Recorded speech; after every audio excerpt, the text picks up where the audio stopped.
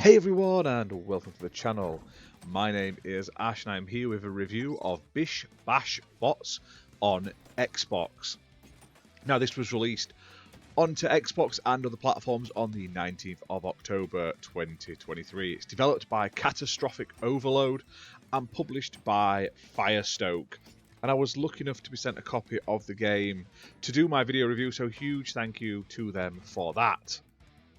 Now, Bish Bash Bots is awesome. Like, I've been playing a lot of this solo and with my family, and we've had a huge amount of fun with it. It's basically a mix of tower defense, like brawling action, and Overcooked. That's how it sort of feels to me. If you've ever played the Overcooked games with that sort of chaotic energy and sort of desperation style gameplay, trying to make sure you get things done in the right time and stuff like that. That mixed with like the tower defense strategy we've all come to know and love over the years, placing towers down, blowing things up, stopping them getting to the end. But it also has this sort of like all-out brawling action as well, where you can basically get involved in the fight, which I like. You're not just at the side, you can literally get involved, which is awesome. Now, this is basically set in like a distant future where robots have become like part of everyday life. We've all seen that in like AI and stuff like that, the movie. But one day they decide to revolt, they malfunction, we've all seen Terminator, and they start stealing all of the world's technology.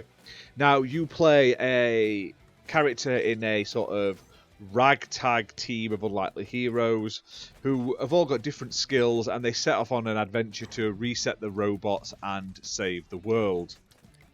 Now, I really enjoy this game. It's set over a variety of different levels, and you can play it all solo or with up to 3 other players. So you can play it locally 4-player or online co-op up to 4-player, which is great. I love that it gives you the option for both. Now, the story mode, you'll basically play through a variety of different environments, and there's quite a host of them. There's 8 different environments you'll play through. You start off in like a laboratory style one, you end up in like a jungle, there's one with like volcanoes in and stuff like that, and there's multiple levels in each of these biomes. Now, the best thing about this game is the biomes all have unique challenges, very much like Overcooked when you go into like the spooky world and there's teleporters and stuff like that and things that can hinder you or aid you. This one has all of that. So on one level you've got a crane where you can use to like pick up enemies and drop them in holes. On the sort of jungle level, if you stand still too long, giant like Venus flytraps will come and eat you. The volcano level, it overheats your turrets. And there's also like pits and everything you can fall into, jump pads and like explosive items that you can pick up and throw at enemies to just add to the fun. Now, the aim of the game is to basically survive long enough that your sort of power generator at the back builds up enough power till it gets to 100%, and then it sort of like EMPs all of the robots. So you have to build a variety of turrets, and there's a whole host of them. There's standard ones, there's like anti-air ones, there's cannons, there's Tesla ones that stun them and stuff like that. And you have so much money, and it's basically like nuts and bolts, the currency. When you destroy enemies, you can pick up the nuts and bolts they drop, and you can then use them to buy more turrets. Now, the turrets can only be placed on certain places on the map, because the rest of it is for like the robots to walk on. Now, you can also upgrade these turrets by like standing next to them and upgrading them, and you can also sell them as well if you want to remove them. Now, on top of getting the like nuts and bolts, you can also get power cubes. Now, power cubes basically allow you to upgrade a turret basically instantly instead of standing there next to it. So it's worth picking them up when you see them dropped. Now, the enemies, they come in waves.